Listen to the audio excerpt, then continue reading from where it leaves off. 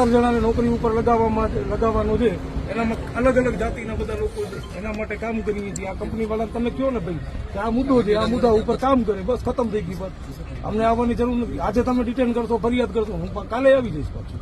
આ મૂકવાનો તો નથી. જ્યાં સુધી આ લોકોને નોકરી ઉપર હું નહીં ચડાવું ત્યાં સુધી આ મુદ્દાને મૂકવાનો નથી. કેટલી વખત તમે પોલીસને હેરાન કરશો સાહેબ? ચાલો, કેટલી પોલીસ બોલાવશો? કેટલા બંદોબસ્ત રાખશો? શું કરશો? બરાબર છે. જે સત્તા પોલીસ પાસે છે જ નહીં એ સત્તાનો ઉપયોગ કરે પોલીસ. એટલે પોલીસના અમે કોઈ ગુલામ નથી. ના ના એવી બરોબર છે. પોલીસના ગુલામ નથી કોઈ નેતાના ગુલામ. પબ્લિક માટે કામ કરીએ છીએ.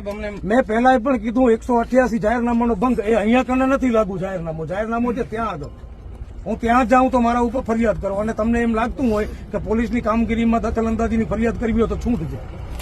હું આવ્યો જ FIR માટે છું સર. અને રતનભાઈ એકની આ દરેક મજૂરો અમે બધા ભેગા છીએ. બધાને ભેગો જે કામ હોય બધાને ભેગું કરજો તમે. હું આવ્યો FIR માટે છું. તે દિવસે એમ જ કીધું હતું, આજે એમ જ કહું છું ને સાહેબ, હજી એ કહું છું કે આજે તમે ડિટેન કરશો, ફરિયાદ કરશો, જે કરશો એ હું પાછો કાલે ઉભો રહી છું.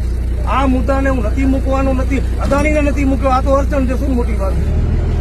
અદાણી સામે 9 વર્ષથી આજની તારીખમાં લડવું છું. આ બધા ખુલાસા બધાની વચમાં સાહેબ મને નથી કરવા. હું પૈસા માટે કામ નથી કરતો. હું બીજા આગેવાનની જોડે કોન્ટ્રાક્ટ માટે કામ નથી કરતો. મને નથી જોતો કોઈ કાંઈ પણ. મેં પહેલા કીધેલું છે, આજે પણ કહું છું, આ લોકોને કેવા 17 જણા નોકરી ઉપર લગાવી દે, બસ 16 કે 17 જણા છે, એમને કાયમી કરી નાખે. નોકરી તો કરે છે, કાયમી કરી નાખે.